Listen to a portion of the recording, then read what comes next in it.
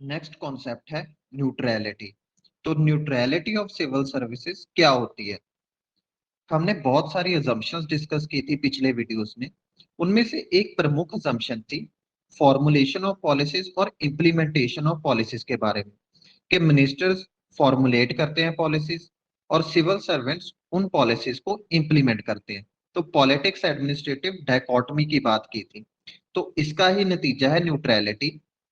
और न्यूट्रलिटी में हम दो बातें करते हैं। पहला, पॉलिटिकल न्यूट्रलिटी, कि जो भी सिविल सर्वेंट है वो ऑफिशियल ड्यूटी के वक्त अपॉलिटिकल है, या कोई भी वो एफिलिएशन नहीं दिखा रहा कि वो किसी पार्टी के नजदीक है। दूसरा, उसकी कोई वैल्यूज या इमोशंस या फीलिंग्स बीच में नहीं आएंगी ऑफिशियल ड्यूटी के, वो सभी को इक्वल रखेगा। तो ये न्यूट्रलिटी है। और इसका ये भी नतीजा है कि पीरियोडिकली डेमोक्रेसी में पार्टीज चेंज होती रहती हैं, जो भी पावर में है तो सरकार बदलती रहेगी। बीजेपी की सरकार है अभी, 2004 से 14 तक आईएनसी इंडियन नेशनल कांग्रेस की सरकार थी। लेकिन सिविल सर्वेंट्स ने लॉन्गर टेन्योर तक वर्क करना होता है, तो वो 30 साल के लिए 35 साल के लिए काम करते हैं। पॉलिटिकल पार्टीज चेंज होती रहती हैं, इसलिए न्यूट्रलिटी इंपॉर्टेंट भी है।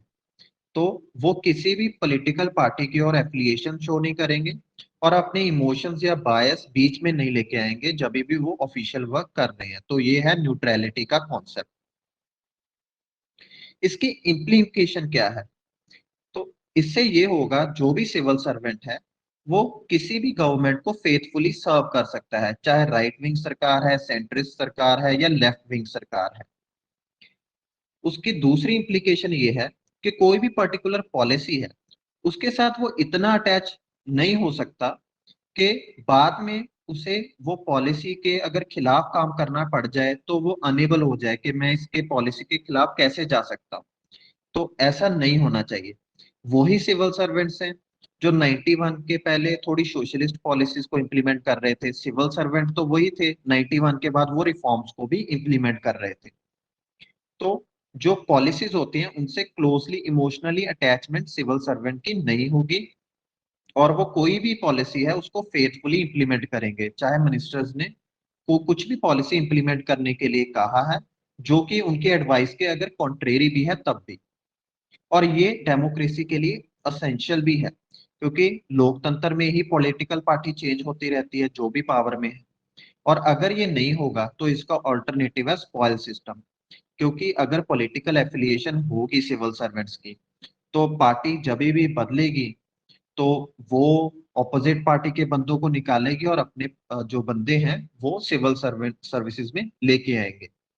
और अगर हमने स्पॉइल सिस्टम की जगह मेरिट सिस्टम रखना है तो उसके लिए सिविल सर्विस न्यूट्रलिटी जरूरी है, क्योंकि न्यूट्रलिटी इंश्योर करेगी सारे civil servants different different governments को सर्व करें। पॉल एप्लीबाई ने एक स्टेटमेंट दिया था कि जो भी सिविल सर्वेंट है उसको पार्टी पॉलिटिक्स के जो भी हो रही है सरकार में चाहे पता भी है तो उसको पता भी होना चाहिए, लेकिन वो उसमें पार्टिसिपेट ना करे और कोई उसकी से ना हो पॉलिटिकल मैटर्स में। ये होना चाहिए। अगर उसको सब कुछ पता भी है तो पार्टी पॉलिटिक्स से उसे दूर रहना चाहिए। फिर वो बायस नहीं रखेगा किसी के खिलाफ और फेथफुली पॉलिसी को इंप्लीमेंट करेगा।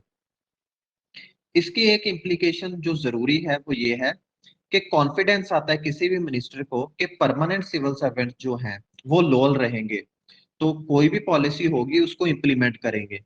अगर पॉलिटिकल एफिलिएशन न्यूट्रलिटी ना हो और एफिलिएशन है सिविल सर्वेंट्स की, तो मिनिस्टर के दिमाग में ये शक रहेगा कि सिविल सर्वेंट उसकी दी हुई पॉलिसी को इम्प्लीमेंट करेंगे या नहीं। और इससे सिविल सर्वेंट्स का मोराल भी हाई होता है, क्योंकि उन्हें पता है कि प्रमोशन मेरिट बेस पे होंगे, ना कि पॉलिटिकल एफिलिएशन पे। तो अगर तो पॉलिटिकल एफिलिएशन है तो क्या होगा कि जो बंदा बीजेपी के नजदीक है उसे पता है कि बीजेपी के वो नजदीक है उसकी प्रमोशन जल्दी होगी, तो बाकी सिविल सर्वेंट्स की नहीं होगी। तो ये बात तब नहीं पॉसिबल होगी अगर न्यूट्रलिटी हम इंश्योर करते हैं। तो अगर वो अपॉलिटिकल है तो मेरिट पे ही प्रमोशंस होंगी। और जो central civil services conduct rules हैं वो कोड ऑफ कंडक्ट में भी न्यूट्रलिटी को इंश्योर करने के लिए कुछ बातें कहते हैं। जैसे कि कुछ प्रोहिबिशंस हैं कि कोई भी पॉलिटिकल पार्टी या ऑर्गेनाइजेशन से एसोसिएट नहीं होना है सिविल सर्वेंट को, कोई पॉलिटिकल एक्टिविटी में पार्ट नहीं लेना है, जो भी फैमिली मेंबर है उनके इंश्योर करना है कि वो फैमिली मेंबर भी कुछ ऐसी हरकत या एक्टिविटी में पार्टिसिपेट ना करे जो कि लॉफुल गवर्नमेंट को सबवर्ट करे।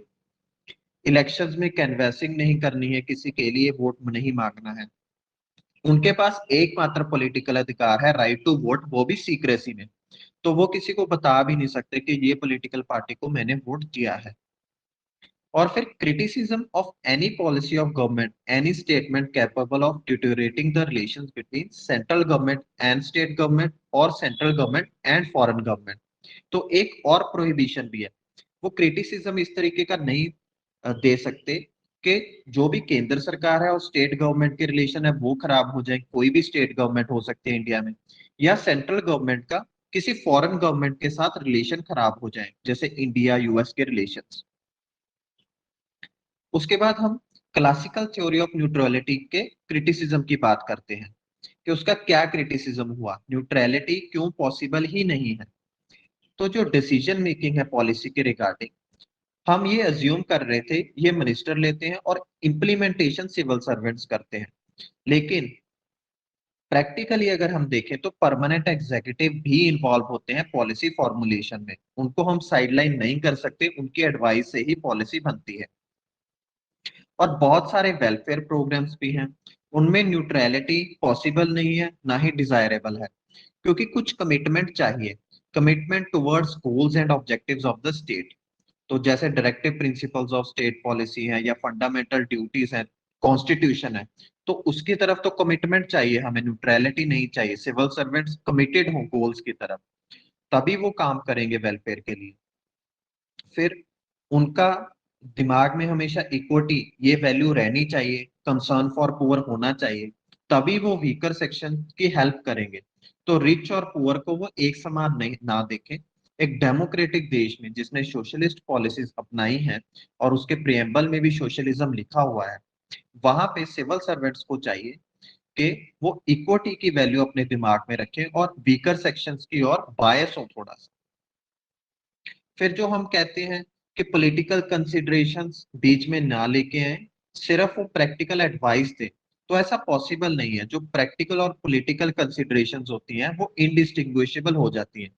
जैसे फार्म लॉज थे, तो कोई सिविल सर्वेंट ये भी कह सकता था कि इसे इम्प्लीमेंट ना करो, तो हम ये नहीं कहेंगे कि वो सिविल सर्वेंट इसलिए कह रहा है उसकी कोई पॉलिटिकल आइडियोलॉजी है।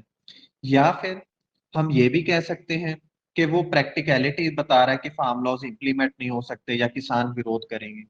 तो ऐसे हम डिस्टिंग्विश ही नहीं कर सकते कि वो न्यूट्रल है या नहीं है, वो पॉलिटिकल आइडियोलॉजी बीच में लेके आ रहा है या नहीं आ रहा है, उसकी पॉलिटिकल कंसिडरेशन कोई है या नहीं है। तो न्यूट्रलिटी पॉसिबल नहीं है। और न्यूट्रलिटी का जो पॉलिटिक्स एडमिनिस्ट्रेटिव डायकॉटमी को हम लेके चले हैं, वो प्रैक्टिकल नहीं है। फिर परफॉर्मेंस अप्रेजल जो होता है वो मिनिस्टर्स करते हैं, तो सिविल सर्वेंट्स न्यूट्रल कैसे रहेंगे। उनके जो प्रमोशंस हैं या ट्रांसफर्स हैं वो मिनिस्टर्स डिसाइड करते हैं, तो उनमें कुछ ना कुछ बायस आ जाएगा, और ये सिस्टम ही ऐसा है। फिर जो ह्यूमन बीइंग है वो न्यूट्रल हो ही नहीं सकता, क्योंकि कोई भी इशू है, प्रॉब्लम्स होते हैं, उसकी तरफ हर ह्यूमन बीइंग का कोई एटीट्यूड होता है जो वो डेवलप करता है लंबे समय में। तो human beings by nature machine की तरह बिहेव कर ही नहीं सकते। मशीन न्यूट्रल हो सकती है पर ह्यूमन बींग्स नहीं। और फाइनली हम कहते हैं कि एग्रीमेंट तो होना पड़ेगा ऑन फंडामेंटल्स ऑफ सोसाइटी। तो सिविल सर्वेंट्स को दिमाग में फंडामेंटल्स बिठाने होंगे जिस पे सोसाइटी एग्री करती है, और प्रिंसिपल्स ऑफ कॉन्स्टिट्यूशन बिठाने पड़ेंगे, और उनकी तरफ बायस या कमिटेड होना पड़ेगा। वो न्यूट्रल नहीं रह सकते, इमोशनलेस नहीं रह सकते। और प्रैक्टिकली अगर हम देखें तो बहुत सारे सिविल सर्वेंट्स जो हैं, जैसे नटवर सिंह, मणिशंकर अय्यर, टीएन चतुर्वेदी, यशवंत सिन्हा, इन्होंने पॉलिटिकल पार्टीज ज्वाइन कर ली थी रिटायरमेंट के बाद। तो ऐसा तो नहीं है एकदम रिटायरमेंट के बाद उनका पॉलिटिकल एटीट्यूड डेवलप हुआ, उनका ये एटीट्यूड उनके टेन्योर में ही डेवलप हुआ होगा। और हमें प्रैक्टिकल लाइफ में एक कल्यूजन भी दिखता है सिविल सर्वेंट और पार्टी लीडर्स के बीच में म्यूचुअल बेनिफिट्स के लिए, जैसे प्रमोशन के लिए और जो पार्टी लीडर्स होते हैं वो करप्शन में इन्वॉल्व होते हैं और उनमें उनका साथ सिविल सर्वेंट्स देते हैं। तो ये नेक्सस है, बहुत सारे केसेस में ये उजागर भी हुआ है। तो न्यूट्रैलिटी जो है एक मिथ है, न्यूट्रैलिटी का पूरा कॉन्सेप्ट इम्प्रैक्टिकल है, ये हो ही नहीं सकता। दूसरा, ये डिजायरेबल भी नहीं है, क्योंकि पॉलिटिकल न्यूट्रैलिटी तो अच्छी बात है अगर हो सकती है, अगर पॉसिबल हो तो। पर जो हम न्यूट्रलिटी का दूसरा एस्पेक्ट लेके चलते हैं कि कोई वैल्यूज ना हो, भी इमोशनलेस या फीलिंगलेस की बात करते हैं, वो डिजायरेबल ही नहीं है, वो होना ही नहीं चाहिए। क्योंकि एक कमिटमेंट होना चाहिए कॉन्स्टिट्यूशन के प्रति भी। दूसरा, एक कमिटमेंट होना चाहिए टुवर्ड्स वीकर सेक्शंस या जो गोल्स ऑफ द सोसाइटी है। तो न्यूट्रलिटी इज अ मिथ, हम इस पे एग्री कर रहे हैं। ये हमारा सेकंड कॉन्सेप्ट फिनिश होता है।